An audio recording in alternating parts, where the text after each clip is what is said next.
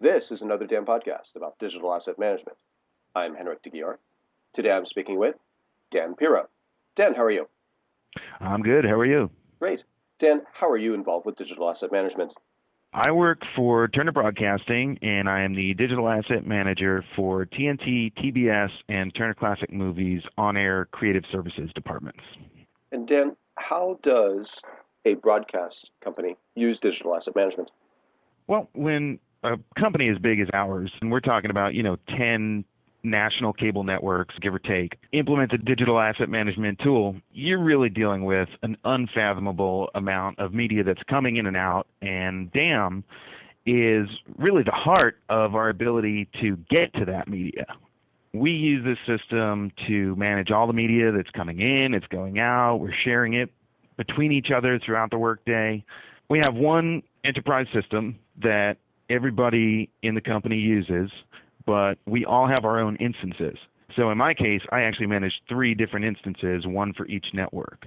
My role supports these different networks based on their different business needs. We set up each one uniquely for those networks. For example, with TNT, they deal with mostly seasonal programming. So you'll have episodic shows. They have 10, 12 episode runs. They run 10 weeks in a row. Done, and that show's going to go away for 6 months or a year until it comes back. So part of what we do is use our digital asset management tools to, once that season's over, push all that content offline, bring it back online when we're getting ready to launch the next season, and it really increases efficiencies across the board. Or shortly before I started there and was in the interview process, I think we had about 10 original shows on TNT, and just in about 2 years, it's grown to about 25. And we're dealing with different kinds of shows now, too, because now we're doing unscripted shows and, a lot of like big blockbuster shows. We had The Last Ship with Michael Bay, and there's all these big-time people that are coming in to put stuff on our network, which is great. But at the same time, for my role, it's like, okay, so we're going to have 60 terabytes of footage from that show and 40 from that show. Where's all this stuff going to go? And that's really where I come in, making sure that all these raw materials have a place to go when they come in, have a place to go when we're done with them, creating retention policies to determine how long certain things need to be around, things we don't need to keep forever. Some stuff we do need to keep forever. We have to make a long-term storage solution for certain media that has to be around forever that we're always going to go back to. In terms of how we use it to create a central repository of a massive amount of media files. And the benefits of it are that it creates wide access where several people can use the same media at the same time. You can search for it. You can retrieve it. You have instant accessibility. You can view proxies of files that are not online where, years ago, you'd have to go pull a tape off a shelf, pop it in, fast forward to the part you're looking for. Oh, that's not what I need. Pop it out, put it back on the shelf, get the next one. And now you're just looking at a screen. You're never leaving your desk, and everything's right there in front of you. Metadata is absolutely key to finding anything. If you put something in your deep storage without applying metadata, you're never going to find it again. Whether it be as basic as possible, it's from this show, it's from this season, and it's this type of asset, be it shoot footage, a daily, an episode. Even that light level of metadata is good. And when you have the option to go in and really tag it with keywords and whatnot, it becomes more useful.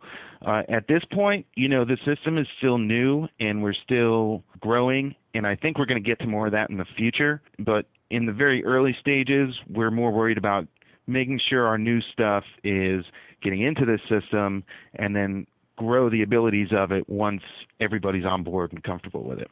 And I think the final aspect of it would be that there's a safe and secure storage method where nobody's taking a tape home, it's disappearing in the background, they accidentally recorded over it. Everything is in one place and people have access to it, but it's not going away. And I would say those are some of the most important ways how we use digital asset management. What are the biggest challenges and successes with digital asset management? Well, the biggest challenge has to be putting in a new system and getting people to change their habits. It's hard to convince people that there's a better way than what they're already doing that works. The important thing as a media manager, I think, is to understand your business, how it works, and the role that Dan plays in it. Because it's easy to come in and say, I'm the digital asset manager. This isn't the way that things are supposed to work, and this is what we're going to do now. And you can come in with that approach, but you're going to get some resistance and have trouble getting people to work with you. I think that the best thing you can do when getting into a new situation is to really empower your clients, include them in the decision making. If your company has gotten to the point that they need this system, they're probably already pretty successful. So you need to kind of understand that success and know the scope of the project that you're putting in so that you can work with these people and kind of allow them to do things the way that they like to do them, but still improve processes regularly. So I think when you can recognize the history behind why things are done the way that they're done and let people be a part of making this new system with you, that's really the best way to get buy-in from your clients. And I would say that that's probably my biggest success with the networks I'm supporting right now, is really just being able to say that it was a team effort, even though, I might be managing the project myself. What advice would you like to share with Dan professionals and people aspiring to become Dan professionals? Whether you're a Dan professional or not, if you're a producer, an editor, really anybody that's looking to be in the media business, networking is probably the most important thing that you can do.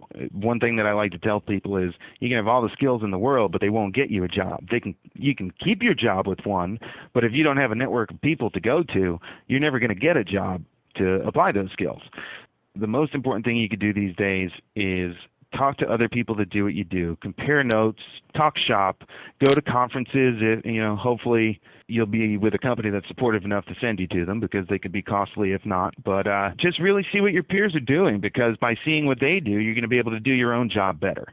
If you're an aspiring digital asset management professional, get on LinkedIn, join discussions, ask questions, just find other people that do what you do, because a lot of times if you're just approaching somebody and saying like, hey, help me with this job, they might not be so receptive. But if you talk to people and talk to them about what they do and why they make certain decisions, I think they're going to be really open to discussing things with you.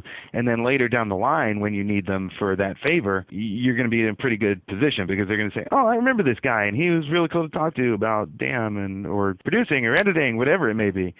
I think LinkedIn is like the most powerful tool to anybody in my industry right now. And it boggles my mind when I talk to people around the office, whatever, that just, I'm not on there yet. I'll get to it one of these days.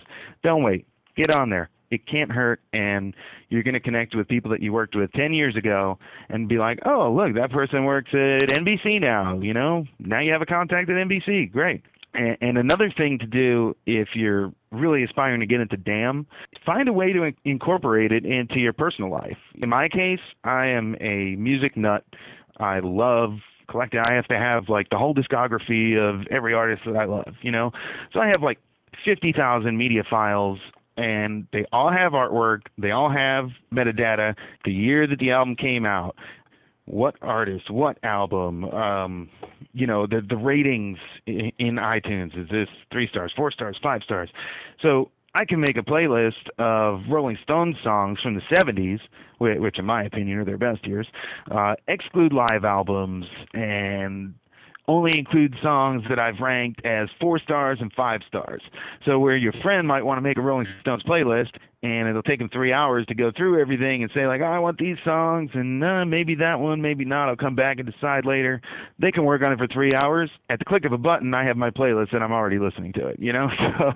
So just finding any way, be it your personal movie collection, whatever, find a way to incorporate it into your life. And then if you're not already in the field, you're going to go on interviews and explain to people why you're the best person for the job. If you don't have that past experience, at least give them something like that. Because you have digital asset managers in everyday life every day that don't even realize that what they're doing with iTunes is exactly what we do with these massive media corporations. Great advice. Well, thanks. My pleasure. For more on digital asset management, log on to anotherDAMblog.com. Another DAM podcast is available on Audioboo and iTunes. If you have any comments or questions, please feel free to email me at anotherDAM blog@gmail.com. Thanks again.